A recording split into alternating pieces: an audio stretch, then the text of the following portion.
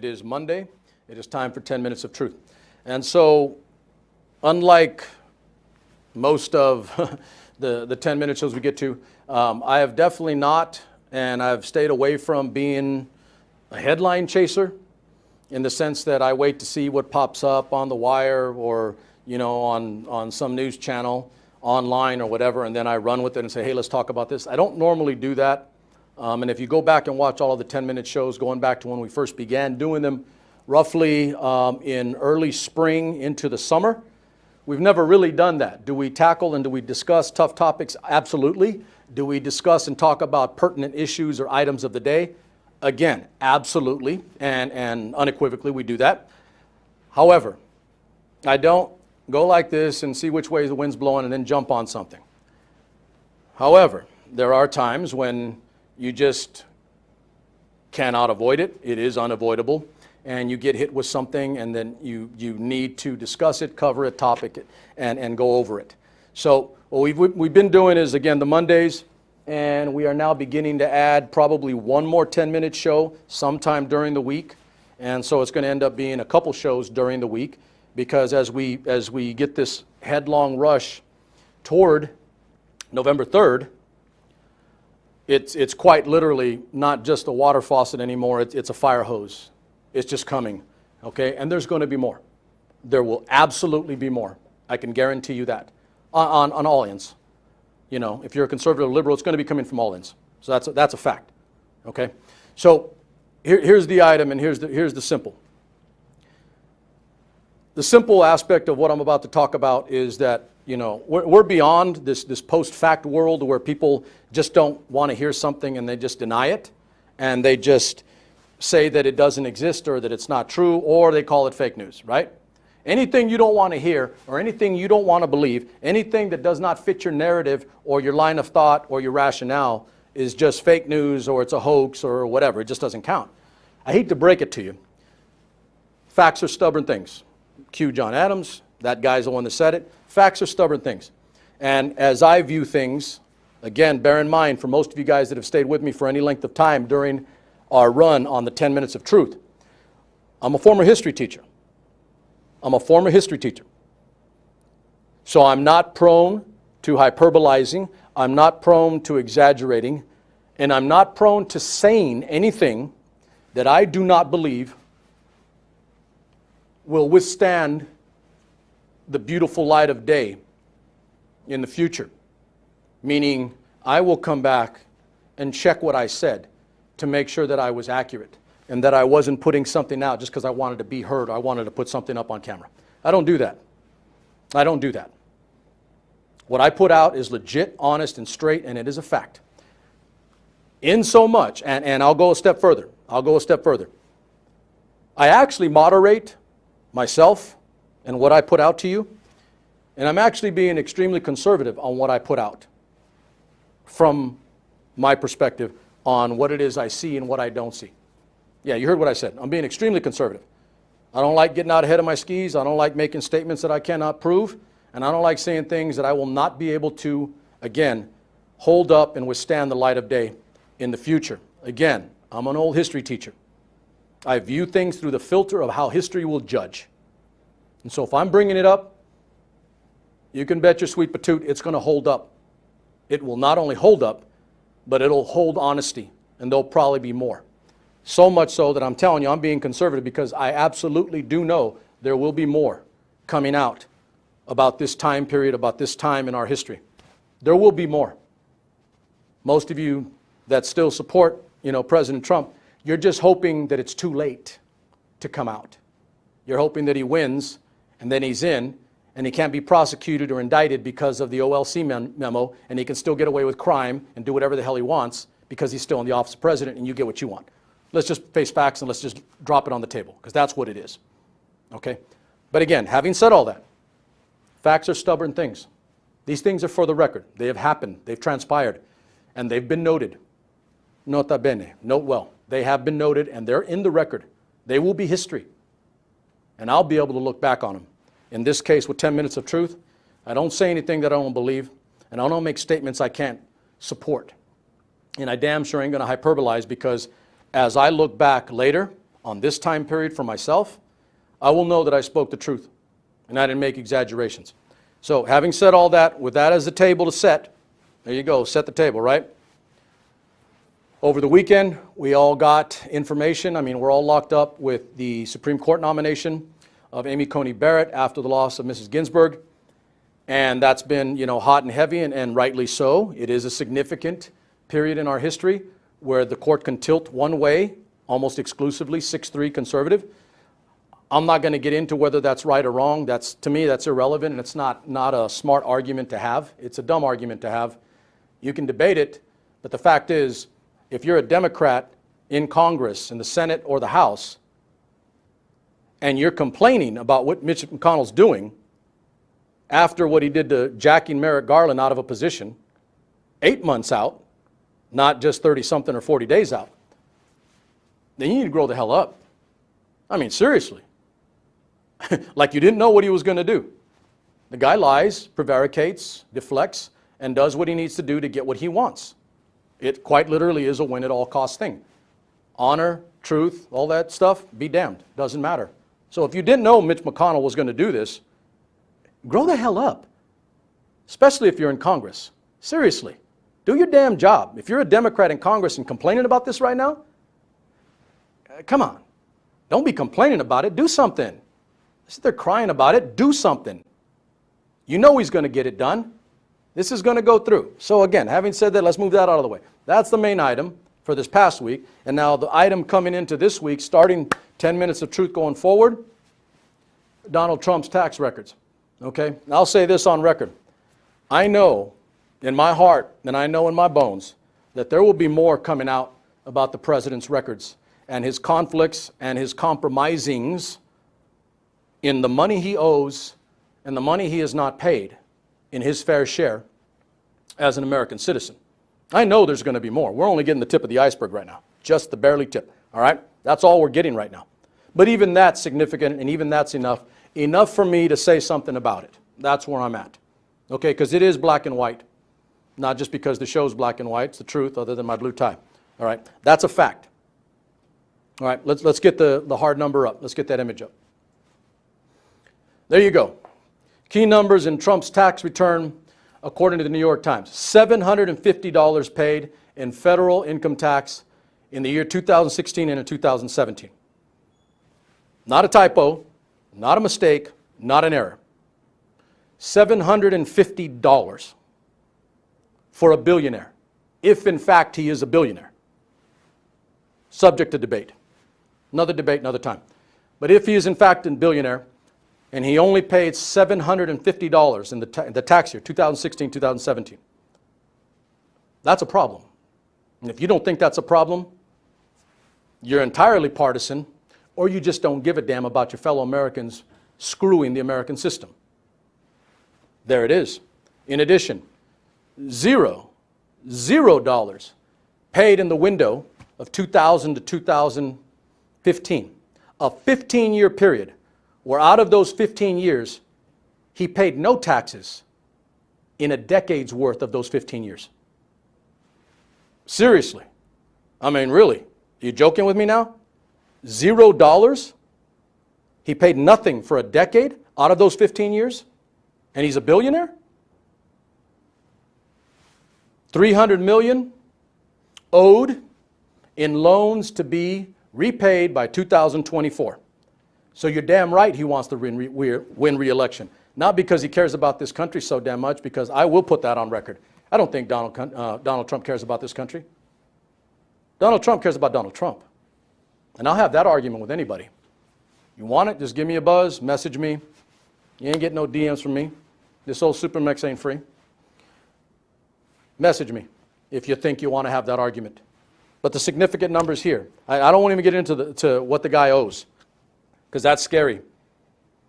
Foreign countries, foreign commitments, foreign entanglements. Go back to the Constitution and listen to our founding fathers and their concerns about foreign entanglements with our people at the top, our national government. They knew that that would be an issue down the road, and lo and behold, here we are, in a way that maybe even they could not have foreseen. So, of this, make sure we're clear here. Donald Trump, the President of the United States, a self-proclaimed or wannabe billionaire, maybe he is. And if he is, it's even worse. Damn it, because if he's a billionaire and he only paid $750 in 2016, 2017, that's wrong. That's the wrong damn answer. Period. That's the wrong damn answer. Well, you're out there struggling for health care. You're out there struggling to get it, make sure you have enough for your mortgage or your rent. Make sure you have enough food for your children. Make sure you have the ability to pay your son's, fees for the club that he's in so they can get, be better at sport, or maybe a tutoring session because they got to work on their math. And he paid $750. And in a decade's worth, he paid zero. Zero. Seriously. All I got to say about that was what my little dog says. There's my little dog right here. Give me that little dog.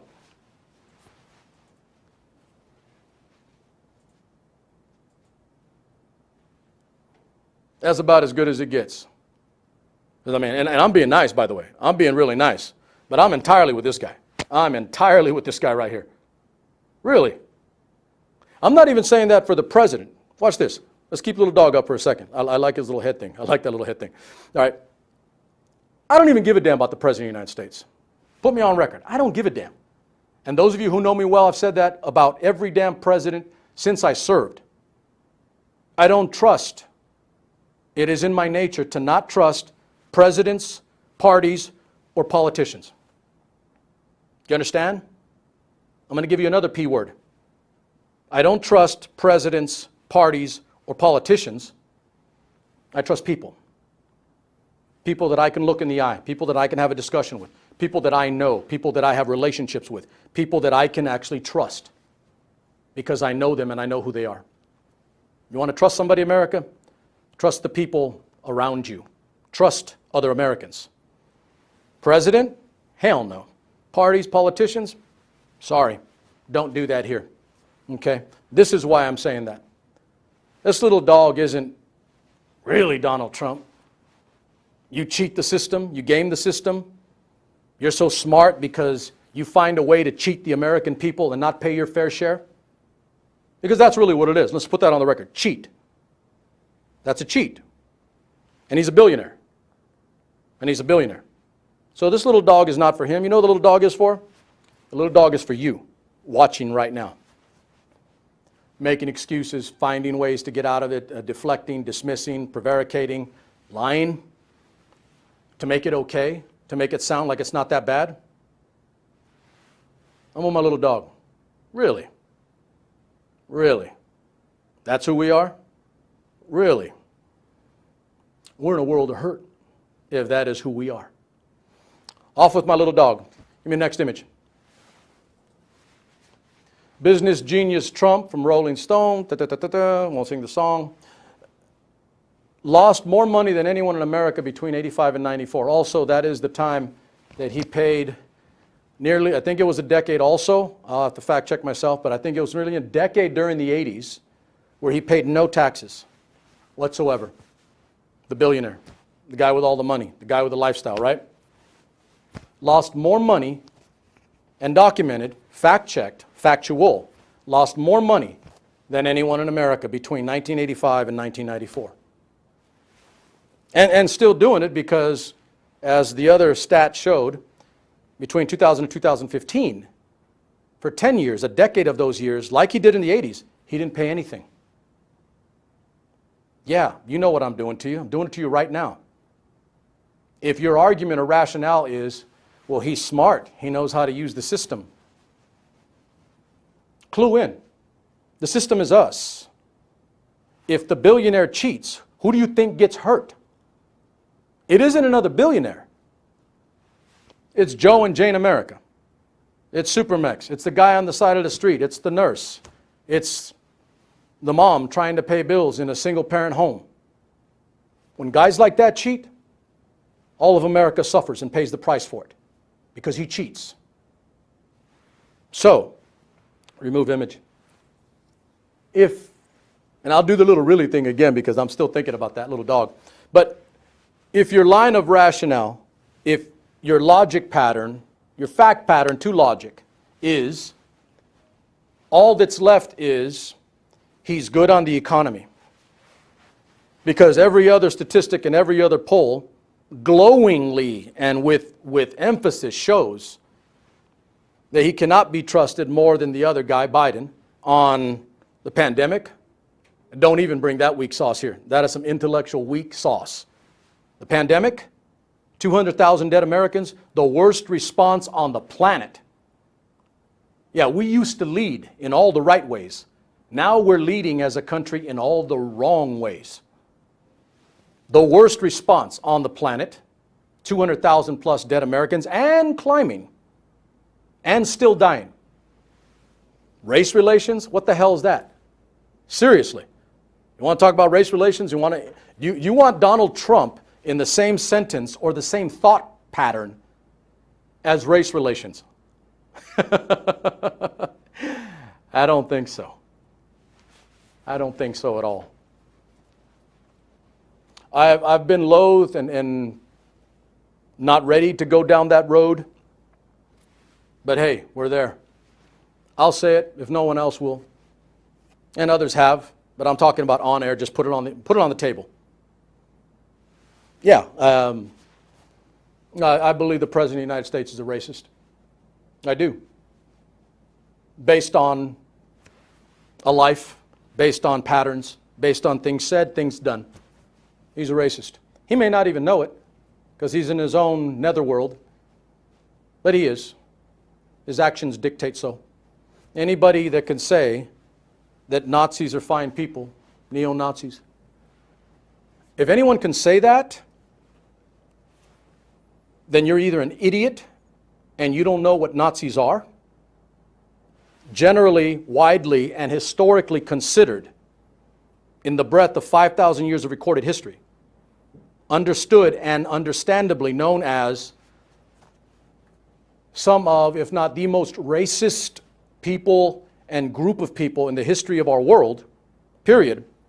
If you don't know that, you're an idiot. And if you do know that, and you're still saying they're fine people, well, then you're a racist. There you go. Anybody like to have that conversation? I'd love to have it with you. By all means, I would love to have that conversation with you. DM me. This rich old SuperMex ain't free. Yeah, you know the line. Yeah. Put that on bop, right? All right, the baby. So, here's where I'm at. If on all metrics and all polls and all questions, Joe Biden is leading Donald Trump on all the most pertinent issues and items of the day as they head into a debate tomorrow. The only one left is that Donald Trump, and it's close, by the way, it's within the margin of error, it's close, and I think that might even change. If the only rationale left, if your only logic pattern left is that he is good for the economy, I submit for your approval, if not your perusal, the data that we've laid out for you today in two simple lines and charts. The man lost more money than anyone in America for nearly a decade. Pretty good for the economy, right? See what I'm doing here? And the only thing he's good at is cheating America and Americans because he does not pay his fair share. Documented, factual, and true. Then my rationale and my line to you, my logic pattern to you is that's out of the water too. That no longer holds water.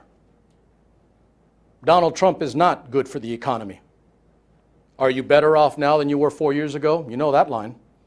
And I think the resounding and unequivocal answer is no. We are not better than we were 4 years ago. I've laid out for you in systemic fashion facts, statistics, data, and a very serious logic pattern to get you to a point where you begin to see that even on the one thing that he's got left, the economy, he is not best for this economy going forward. He is not. That, quite simply, as you go back and review this, is a simple display and giving to you of just some good logic. That's it. Stay logical. Don't do the passion. Don't do the irrational. Don't do the emotional. Just logic. That's all it is. Because I'm with this guy. Let's get my dog up. The other one.